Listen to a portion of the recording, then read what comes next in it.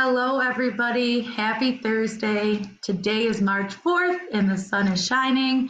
We had some technical difficulties, but as always, with the help of our friends over at Disruption Network, we are here and we are live, and you are tuning into Backstage Podcast. We are so excited to have a special guest with us here today. Straight from New York, I like to call him the man, the myth, and the legend. He is a huge advocate for Broadway, touring Broadway, and Utica, and we're honored to have him. Please help me welcome Stephen Gabriel. Hey there. So good to be with you guys. It's so good to be with you too, Stephen. You're such an advocate for Broadway Utica, and we appreciate everything that you do for us. I have only known Stephen for a short time. He's actually known Broadway Utica a lot longer than I have been here, but he's been awesome in mentoring us, keeping the arts alive during the pandemic, and just overall keep pushing forward with live performances. So, Stephen, can you introduce yourself to everybody? Who is Stephen Gabriel? Thank you. So I am a producer, and a lot of people don't really know what a producer does in theater. And we have a company that puts together shows, and we tour those shows all over the world, not just North America, but we take shows to China and Japan and South Korea and many, many places in the United Kingdom. So our company does all the various nuts and bolts things that you have to do to put a show together, from raising the money to hiring the creative team to building the sets and costumes and all that. And so I came into it from music. I was a music major at Manhattan School of Music. Spent my 20s being a professional musician, and at about 30 years old, I actually made a transition over into the backstage side of things. Awesome. You're a jack of all trades. If you're just tuning in, you are watching Backstage Podcast with Broadway Utica. We have a partner from Worklight Productions, Stephen Gabriel. We are so honored to have him here. Stephen, as you know, we have a lot of student programming and students that visit the theater. Can you give them some insight as to how you got started and how you're on track to where you are today? Sure. As I mentioned, when I was in high school, when I was younger, music was the thing for me. Music was, for me, the gateway into the arts. I loved playing guitar. As you can see behind me, I've got a few guitars back there. Had a band through high school, but also did the plays and all that. I ended up going to music school, Manhattan School of Music in New York. I spent a year or so living in Spain, studying guitar. So that was really my passion through my 20s. Moved to New York and, did the scene of a working musician. It's interesting, at the end of it, I found that I was excited about how you organize concerts and putting shows together and organizing my own shows and, the marketing you have to do and all that. And I found that I was sometimes more interested in that than I was in the actual playing side of it. So eventually I gravitated toward helping other people put things together, and a friend of mine was working on this show for young audiences, and that's how we started. The very first thing we did was called Broadway Junior on Tour, and we did a show for young kids. We went to theaters and bussed in young middle school kids and wrote a whole show around theater for that audience. And that's what got me started in producing. That's awesome. Who was your biggest inspiration that helped drive you into the field that you're in today? Is there anybody that, you looked up to, or how did you know that this was the right path for you? Well, it's interesting. There's a man named Freddie Gershon who runs the company called Music Theater International, and a lot of anyone who does a high school production or a community theater production knows Music Theater International. That's the place you go. It's one of the main licensing houses to get rights to be able to do shows. And I was doing a project for Freddie, and he was the one who kind of inspired me to actually produce a show, because we were talking about, how are you going to get kids more involved in doing theater? Because all high school kids do theater, but there's not many musicals that happen at the elementary school level. So we got talking about how to inspire that age student to get involved in theater. And that I just said to Freddie, I was like, well, how about if I produced a show that was about a bunch of elementary school kids trying to show they wanted to do, and that's really what led to it. So I give a lot of credit to Freddie for helping me there. That's awesome. That is awesome. So you produce obviously a lot of titles. Can you tell everybody who's watching today, our viewers, who you represent, or maybe some of the shows that are currently in your library today? Yeah, well, this fall we are very excited to open theaters back up, and this fall we're hoping to open 4 shows. Rent, which will be a continuation. It'll be in the 5th year. We actually started Rent when it was its 20th anniversary, and now we're in the 25th anniversary. So we're doing our final 25th anniversary touring season of Rent. We are doing the brand new Broadway show, Ain't Too Proud. Very excited about that one. And then also one of my personal favorites, Jesus Christ Superstar. That was the first musical that I ever heard. I saw that in Philadelphia at the Academy of Music, and that inspired me terrifically. And we're putting a big production out of that on the road. And then we have a brand new musical that we ourselves are developing called An Officer and a Gentleman. And again, that's brand new. We're writing it, getting it ready for the road. And so we're very excited about those 4 shows this year. Past shows include Mamma Mia, Motown, Something Rotten, Nice Work If You Can Get It.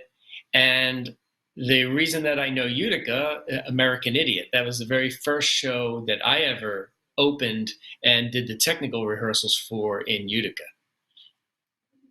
Yeah, and a lot of titles that you mentioned have rolled through Utica or teched in Utica, so we're grateful for that. You mentioned Rent. That was one of the last shows that we were able to see before our season abruptly stopped, like so many others. But hard to believe that was a year ago, last February. And like Jesus Christ Superstar and so many titles you mentioned, there are those shows that you could see over and over again, and the messages are so strong, and it gives you that feel good, that feeling when the curtain rises that you can, never get sick of, so to speak. But you mentioned Officer and a Gentleman, which we're so excited to have.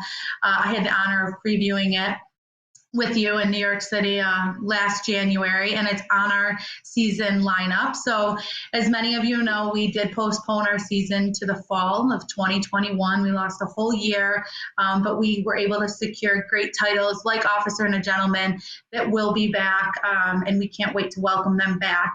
Stephen, you mentioned tech shows. Can you give our viewers a little bit look into the tech shows and the process and how Utica kind of fits the mold, and what that whole start to finish looks like? Absolutely. It's a very important part of the process. So you first start by rehearsing in a studio, and we usually do that in New York City. That's where you're gathering your actors, and you're teaching them the music and the dance, and you spend 2-3 weeks doing that in the studio. But that's not enough. You can't complete the process until you put those actors and all your crew people and your musicians on the actual stage where it happens. They have to learn where the scenery moves and how to make quick changes with their costumes, and the sound department has to balance out all the sound. And that's what we call tech. And that's short for technical rehearsal. So you do your first regular rehearsal, and then you move that to a technical rehearsal where you put all the elements together. And obviously, in order to do it, you need a theater.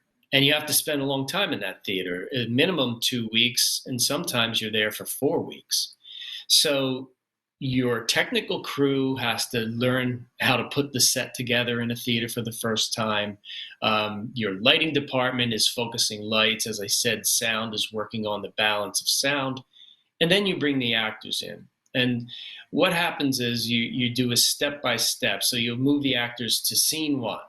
Now, all the actors have to stand there while lighting folks cue all the lighting. They have the spots hitting right actor, those first 3 or 4 days are really slow.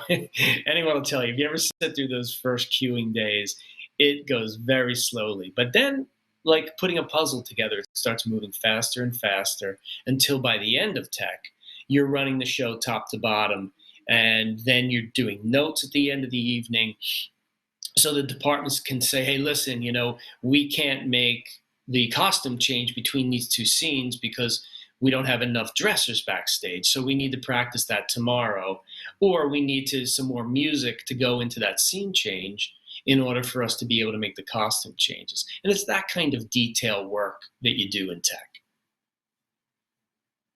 It amazes me when I see the load in to the early hours of the morning and, the progress that the shows make. It's a part of Broadway that I wish more people were able to see. It is just truly amazing and remarkable. I am even so fascinated by the way the trucks are loaded and how everything comes out. And there's a reason why one box is behind a certain tow or, anything like that. And then how well it's just packed up and it's just moved on to the next city. And it's amazing. It gives you so much appreciation for the arts in general and the crews backstage and the lighting directors and the music composers. And I think often we focus on the talent that's on stage and we forget about all the things backstage that are going on. But when you see that technical process, it's just, I know you say the first couple of days are maybe a little bit slower, but even just sitting there and watching it, it's just like, I can't believe it goes off the ground as fast as it does in a few short weeks or days sometimes. So really, really incredible. Yeah. I want to talk a little bit about the pandemic and COVID. I feel like we've had this conversation that we feel busier than ever. And I think it's because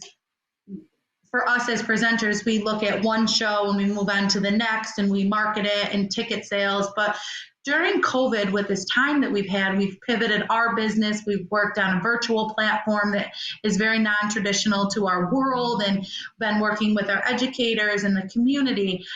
How has your production company and your organization been keeping busy during this time? And really, what are you gearing up for? Yeah, it's certainly been a huge challenge for everybody.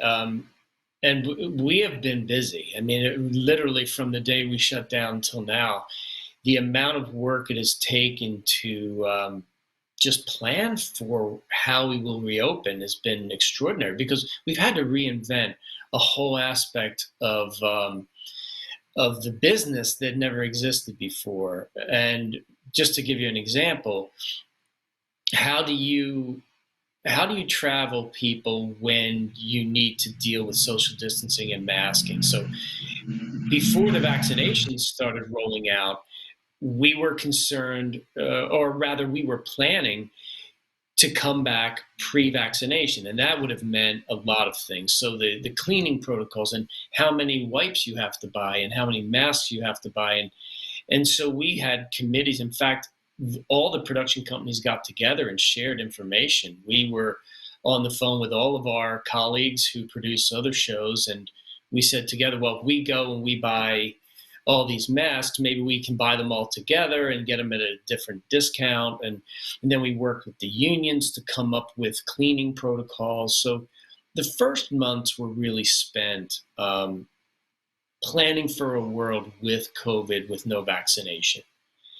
Luckily now we're in a world that has the vaccination and that's changing. But because of the change, we are now, the negotiations with the unions are changing and what are the vaccination requirements and all that. So all of it, really, it's been keeping us very, very busy. And I know you're very involved with the Touring Broadway and the task force that has been in place for reopening Broadway.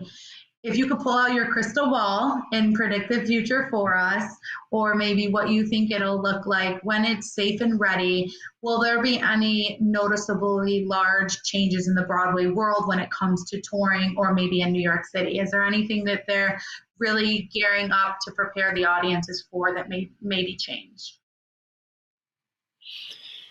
There's kind of multiple answers to that question.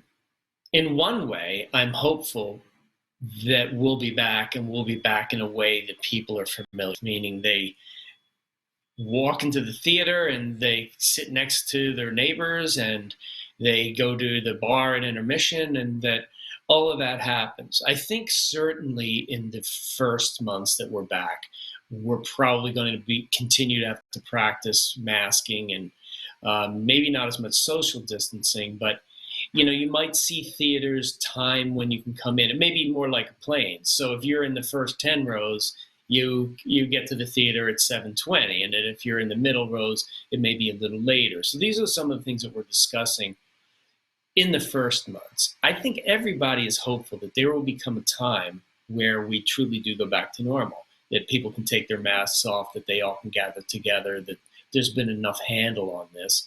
And maybe that's, after the new year, or maybe that's not until next year. But I think that's in our future. So really our planning is about what happens in those initial months where we want to reopen again and everyone's going to put their toe back in the water and say, yeah, we want to gather, we want to go to the theater.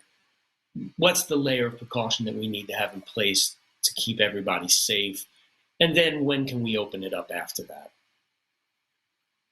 Well, we're excited to get back, and you give me chills when you talk about re-entering the theater.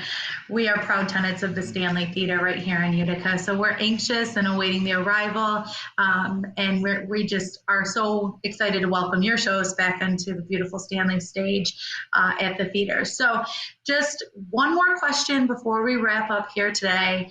If you could name one, and I know that's probably hard, so if you have to do a couple, we understand, but favorite Broadway musical, maybe one that you've even produced or have just been fortunate enough to see, but what is your favorite?